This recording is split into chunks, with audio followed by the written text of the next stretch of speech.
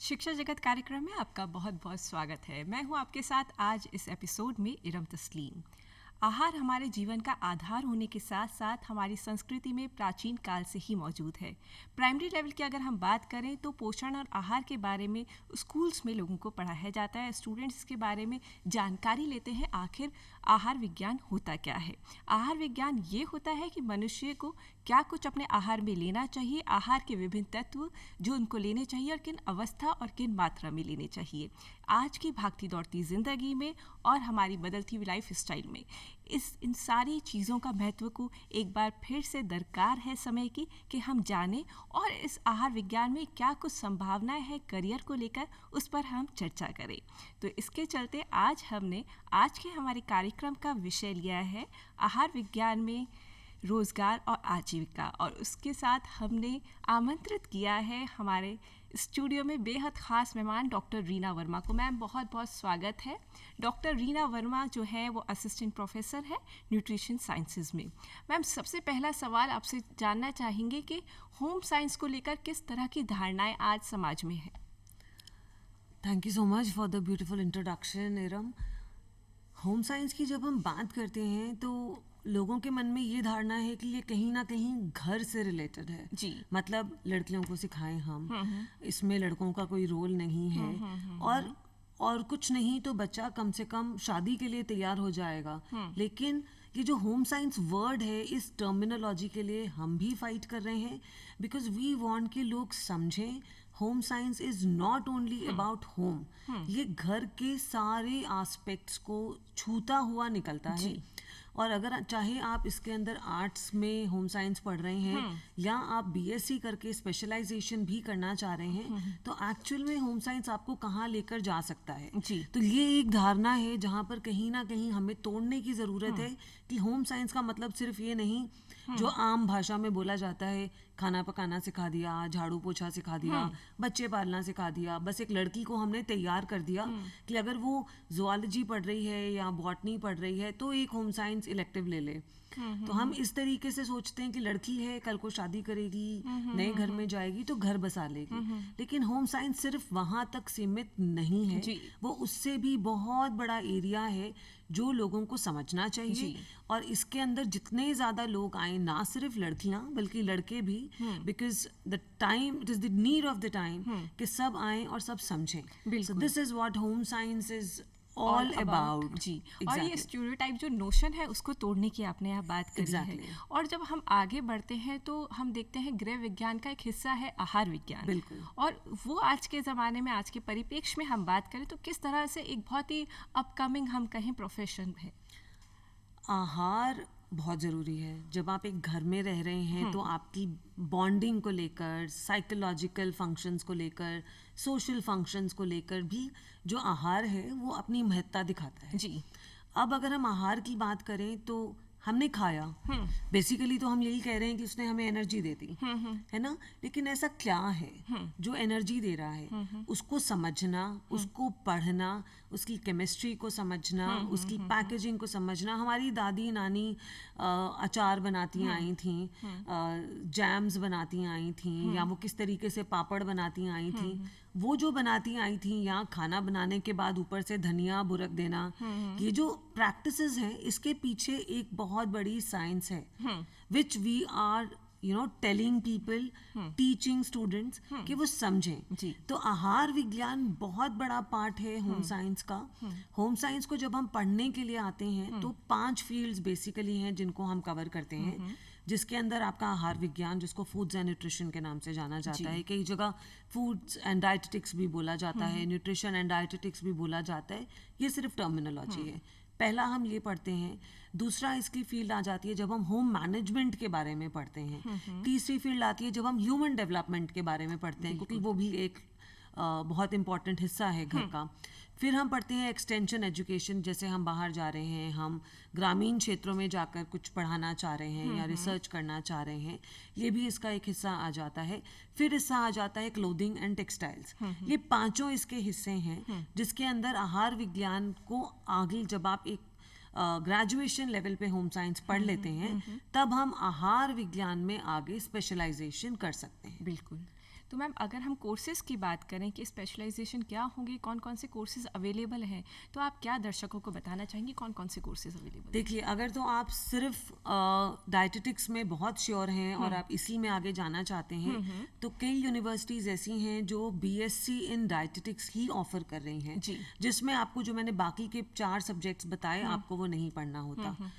कई यूनिवर्सिटीज़ जो यूजीसी का सीबीसीएस सिस्टम फॉलो करती हैं, वो 5 के बारे में आपको पढ़ाती हैं। जी। लेकिन जैसे ही आप 12वीं के बाद ग्रेजुएशन में एनरोल करते हैं अपने आप को, एनरोल करने के बाद आपको दूसरे साल में चॉइस दी जाती है कि आप इन 5 में से क्या पढ़ना चाहते हैं, ताकि आपको क्लैरिटी होए कि आप पोस्ट ग्रेड किस में करना चाह रहे हैं। तो पहला तो आप बीएससी ऑनर्स होम साइंस कर सकते हैं अगर आप क्लियर नहीं है कि मुझे 5 में से किस फील्ड में जाना है। और बीएससी ऑनर्स होम साइंस अगर आप नहीं कर रहे हैं and you are very clear कि मुझे आगे मास्टर्स करनी है डाइटेटिक्स में या फूड्स एंड न्यूट्रिशन में, तो कई universities BSc in nutrition, BSc in dietetics, BSc in clinical dietetics, BSc in food science, ये सब टर्मिनोलॉजी है जिसके अंडर कोर्सेज अवेलेबल हैं। और आप इसके बाद आगे जाकर अपना एमएससी फूड टेक्नोलॉजी में कर सकते हैं या आप MSc clinical nutrition and dietetics में कर सकते हैं। One and the same thing. बिल्कुल। और मैम ये जो टेक्निक्स आपने सारी टर्मिनोलॉजीज बताई, ये बहुत हमें इशारा करती हैं, इंडिकेट करती हैं कि बहुत वाइडर इसका स्कोप है। तो रोज़गार की अगर हम बात करें तो करियर एवेन्यूज़, करियर ऑप्शंस कौन कौन से हैं? ये कोर्सेज करके कहाँ नौकरी मिल सकती है? पहली चीज, आप में इतना स्किल आ जाएगा, these all are skill development programs जितने भी मैंने आपसे बात करी जी। तो जब हम स्किल की बात करते हैं तो पहला तो आप समझ गए कि मुझे खाना कैसे बनाना है, उसके कौन से तत्व हैं, कैसे उन्हें समेटना है, कैसे पैकेज करना है। तो पहला तो no doubt you can become an entrepreneur. आजकल आप देख रहे हैं बच्चे बड़े इंस्टाग्राम पे फेमस हैं, छोटे छोटे वीडियोस बना रहे हैं, यूट्यूब चैनल्स बना रहे हैं। तो entrepreneurship is something which you can do. Social media के साथ साथ आप अपना छोटा हाउस खोल सकते हैं, क्योंकि आपको इसमें हर एक न्यूट्रिएंट के बारे में कैलकुलेट करना बताया जाता है। तो आप हेल्दी फूड से रिलेटेड, हेल्थ बाइट से रिलेटेड आप काम कर सकते हैं। ये तो हो गया आपके एंटरप्रेन्योरल स्किल्स के बारे में। इसके साथ साथ आप आगे जाकर यूजीसी नेट जो नेशनल एलिजिबिलिटी टेस्ट एग्जाम है, आप उसको क्वालिफाई कर सकते हैं। Then you can become a professor. अगर आप रिसर्च में आपका हाथ बहुत अच्छा है तो आप आगे पीएचडी कर सकते हैं। इसके साथ साथ आप डाइटेटिक्स के क्षेत्र की अगर हम बात करें तो आप हॉस्पिटल्स में जा सकते हैं। आपके ये वेलनेस जितने सेंटर्स हैं, वीएलसीसी हो गया आपका, there are many other centres also which are working, उसमें आप जा सकते हैं। आपके जिम्स हैं, जिम्स में आप जा सकते हैं जहाँ पर आप डाइट के बारे में काउंसलिंग करें। आजकल तो कॉर्पोरेट न्यूट्रिशन का बहुत ट्रेंड है, जहाँ पर जितने भी ये कॉर्पोरेट हाउसेज हैं they are keeping their own nutritionist, कि वो वहाँ के लोगों को डाइट के बारे में पढ़ा सके। जी। So plus there are many applications which are available, जैसे हेल्थी वाई मी करके एक ऐप आता है। बहुत सारी चीजें, बहुत सारे ऐसे एप्लीकेशंस हैं स्पोर्ट्स में, बिल्कुल एग्जैक्टली स्पोर्ट्स में आप जा सकते हैं। लेकिन एक चीज आप समझिए, जब हम एमएससी करके बाहर निकलते हैं तब हम सिर्फ फूड्स एंड न्यूट्रिशन के बारे में पढ़ रहे हैं। जी जी जी। Which is consolidated. जी। मतलब आप स्पोर्ट्स न्यूट्रिशन भी पढ़ रहे हो, आप ऑनको न्यूट्रिशन भी पढ़ रहे हो, राइट। लेकिन इसके साथ साथ अगर आप और आगे जाना चाहें एक स्पेसिफिक फील्ड में, कि अगर आप स्पोर्ट्स की न्यूट्रिशन के बारे में पढ़ना चाह रहे हैं, आप पीडियाट्रिक न्यूट्रिशन बच्चों के बारे में पढ़ना चाह रहे हैं, आप कैंसर पेशेंट्स के बारे में पढ़ना चाह रहे हो, तो उनके स्पेशलाइज्ड डिप्लोमास भी अवेलेबल हैं, जिसमें आप डिप्लोमा ही लेते हैं, diploma in sports nutrition. Means अब आपका स्पेशलाइजेशन हो गया, डिप्लोमा इन पीडियाट्रिक न्यूट्रिशन, कि अब आप सिर्फ बच्चों की ही न्यूट्रिशन पे अपने आप को कॉन्सेंट्रेट कर रहे हैं। सो स्पेशलाइज्ड क्लिनिक्स हैं जो आप अपने खोल सकते हैं और उसमें आप आगे फील्ड में काम कर सकते हैं। तो आजीविका, मेरे पास जब बच्चे आते हैं और वो पूछते हैं मैम आगे क्या कर सकते हैं, तो आई ऑलवेज से कि आप देख लिया आप कितना एक्सप्लोर कर सकते हो। बिल्कुल। क्योंकि ये इतनी वास्ट फील्ड है और खाना एक ऐसा बिजनेस है जो कभी बंद नहीं होने वाला। जी। Isn't it? तो वो चाहे आप खुद कर रहे हैं, चाहे आप बच्चों को जाके पढ़ा रहे हैं, चाहे आप अपने ही बच्चों को पढ़ा रहे हैं, उनकी हेल्थ अच्छी बना रहे हैं, so any which way you are earning, right, whether monetarily और साइकोलॉजिकली। बिल्कुल। आपने यहाँ जिक्र किया बच्चे पूछते हैं कि हम क्या करें, तो हमारे भी दर्शक आपसे जानना चाहेंगे कि जब फूड एंड न्यूट्रिशन में इतने सारे क्षेत्र हैं तो उनके अंदर क्या क्या ऐसे पर्सनैलिटी ट्रेट्स होते हैं जो एक न्यूट्रिशनिस्ट में होने चाहिए, और ये सारे पर्सनैलिटी ट्रेट्स उनको अच्छा फील्ड को एक्सप्लोर करने के लिए और अच्छा परफॉर्म करने के लिए मदद करें। ओके, तो पहला जो एग्ज़ाम मैंने आपको बताया that is the national eligibility test, जो कि लाइफ लॉन्ग वैलिड है, और उसको करने के बाद आप लेक्चररशिप के लिए एलिजिबल हो जाते हैं। इसके साथ साथ जो इंडिया में काम कर रही है that is Indian dietetic association, वो इंडिया में काम करती है। इंडियन डाइटेटिक एसोसिएशन के मेंबर बनने के बाद अगर आप हॉस्पिटल्स में काम करना चाह रहे हैं या आप अपना क्लिनिक ओपन करना चाह रहे हैं, तो let me just say one word here, that every nutritionist, once you have done your MSc, you are called a nutritionist. So every nutritionist cannot be a dietitian, but every dietitian is a nutritionist. So आप बोलोगे फर्क क्या हो गया? दोनों ही तो एक ही बात कह रहे हैं, लेकिन जब मैं डाइटिशियन वर्ड का इस्तेमाल करती हूँ तो मतलब आपके पास लाइसेंस है प्रैक्टिस करने का। इंडियन डाइटेटिक एसोसिएशन हर साल रजिस्टर्ड डाइटेटिक्स का एग्जाम कंडक्ट करवाता है, जिसके लिए ज़रूरी है कि आपने एमएससी फूड्स एंड न्यूट्रिशन पढ़ा हुआ हो, जिसके लिए ज़रूरी है कि आप लाइफ टाइम मेंबर हो इंडियन डाइटेटिक एसोसिएशन के। अब आप कहोगे मेंबरशिप के लिए तो पैसा लेंगे, मांगेंगे। वो हम इसलिए कर रहे हैं ताकि ज़्यादा से ज़्यादा लोग इस फील्ड में आएं और हम पिटिशंस फाइल कर सकें इंडियन गवर्नमेंट के साथ कि प्राइवेट सेक्टर में जो ये लोग सिर्फ एमएससी करके ही या एक डिप्लोमा करके ही न्यूट्रिशन प्रैक्टिस कर रहे हैं, वो प्रैक्टिस ना हो। There should be quality people who are coming and who are telling people कि आपको क्या खाना है, राइट? सो इसलिए हम चाह रहे हैं कि एक वो पिटिशन फाइल हो, अच्छी जॉब प्रोफाइल्स निकल कर आए, प्राइवेट सेक्टर के साथ साथ गवर्नमेंट सेक्टर में निकल कर आए। संभावनाएं बहुत है, संभावनाएं बहुत है आजीविका की। मैम अगर हम आगे चल के एक बात करें कि qualities of being a nutritionist क्या होनी चाहिए, कोई स्टूडेंट अपने में क्वालिटी देखे तो आप क्या बताना चाहेंगी दर्शकों को, क्या क्या क्वालिटीज स्टूडेंट में होनी चाहिए सबसे पहली इस फील्ड में? बिल्कुल, सबसे पहली क्वालिटी तो खाना में एक्सपेरिमेंट कितना कर सकते हो आप, राइट? सेम तरीका है अगर आप एक खिचड़ी एक ढाबे पे खाएं और वही खिचड़ी आप एक 5 स्टार में खाएं, khichdi is same but how you are presenting. अभी आप मेरे सामने अगर कुछ रख रहे हैं तो सबसे पहले मैं अपनी आंखों से उसको चखूंगी, इजंट इट? तो उन बच्चों में सबसे पहला ट्रेट जो बच्चा एक्सपेरिमेंट कर सकता है, जिसको पता होना चाहिए कि किन कॉम्बिनेशंस को मैं मिलाऊं और एक नई चीज निकल कर आए, ये पहला ट्रेट होना चाहिए। ऑब्वियसली हार्ड वर्किंग होना, सिंसियरिटी के साथ काम करना, वो तो ट्रेट है ही है, बट खाने के साथ कैसे आप खेल सकते हैं, बिल्कुल किस तरीके से एक बच्चा, आप भी जब छोटी होंगी तो आपने सुना होगा कि अगर घिया की सब्जी बनाई है तो पहले ही नाक आपका सिकड़ जाता है कि ये नहीं खा रहे हैं, चूजी होते हैं, लेकिन किस तरीके से उसके न्यूट्रिशन को भी मैं खिला पाऊँ, कैसे मैं उसको मास्क करूँ, कैसे मैं एक खाने में एक डेवलपमेंट लेकर आऊँ, that is the most important quality which anyone should have. और मैं प्रीच करने से पहले उसको खुद प्रैक्टिस करूँ। अगर मैं आपको कह रही हूँ ये खाइए आपके लिए अच्छा है, तो मतलब मेरी रूटीन में भी वो चीज़ मेरे को पता होनी चाहिए कि आई एम डूइंग इट।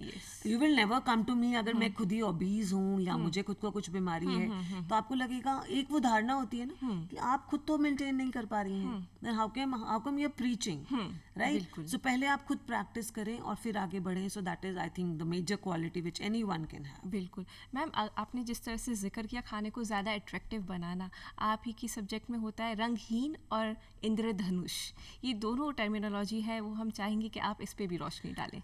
देखिए, रंगहीन कौन कौन सी चीज़ें हैं, रंगहीन कहें या सफ़ेद कहें, वो हमारी चीज़ें आ जाती हैं आटा, चीनी और नमक।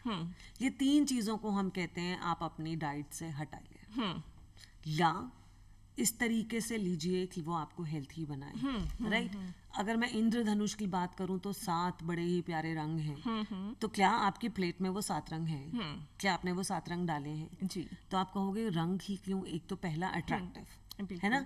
अभी मैं आपके सामने पुलाव सर्व करूं और उसके अंदर बड़े अच्छे आपको हरे मटर, लाल रंग की गाजर नजर आ रही है, तो आप उसको कितना खुश होके खाएंगे, है ना। तो ये जो इंद्रधनुष की मैंने बात करी है, ये इंद्रधनुष आपको कहीं ना कहीं इम्यूनिटी बूस्ट करने में हेल्प करता है, जितना कलरफुल आपका प्लेट है, right? So you know, looking into the times, जहाँ पर हम कोविड की बात कर रहे हैं, इम्यूनिटी बूस्टिंग की बात कर रहे हैं, हर कोई कह रहा है जिंक खाइए, आप विटामिन सी खाइए, लेकिन आप ये क्यों नहीं देख रहे कि अगर आप एक आंवला हरे रंग का लेकर आ रहे हैं और उसका जूस निकाल के खा रहे हैं एक दिन में एक आंवला, तो आपकी सेहत वैसे ही अच्छी है। ये तो बहुत ही लोग सुनते आ रहे हैं कि 1 apple a day keeps a doctor away। Apple में ऐसा क्या है? बिल्कुल। रंग है, बड़ा प्यारा है, सभी उसके अंदर न्यूट्रिएंट्स अवेलेबल हैं, इसलिए आप उसको खा रहे हैं। बिल्कुल। राइट। सो ये दोनों चीज़ें हमें बहुत बैलेंस करके चलना है ताकि हम अपनी हेल्थ को मेंटेन कर सकें। बिल्कुल। और कोविड के टाइम्स की बात हुई, जहाँ सेडेंट्री हमारा बैठना ज़्यादा है, ऑनलाइन कोर्सेज की बात हम करते हैं, ज़्यादा हो गए हैं कोविड को देखते हुए। बहुत सारी चीज़ें इस तरह की है जिसने इम्पोर्टेंस इस सब्जेक्ट की और बढ़ाई है, या ये कह लें कि इस सब्जेक्ट की दरकार जो समय की है कि इस सब्जेक्ट को हम जानें और आगे फ्यूचर इसका देखें। तो मैम, रिसर्च में अगर हम बात करें तो आप किस तरह से इसकी फ्यूचर एस्पेक्ट्स देखती हैं? फूड्स में रिसर्च बहुत ज़्यादा हो रही है। पहले सिर्फ मैदे का बिस्किट अवेलेबल था, हाँ। अब किसका अवेलेबल है?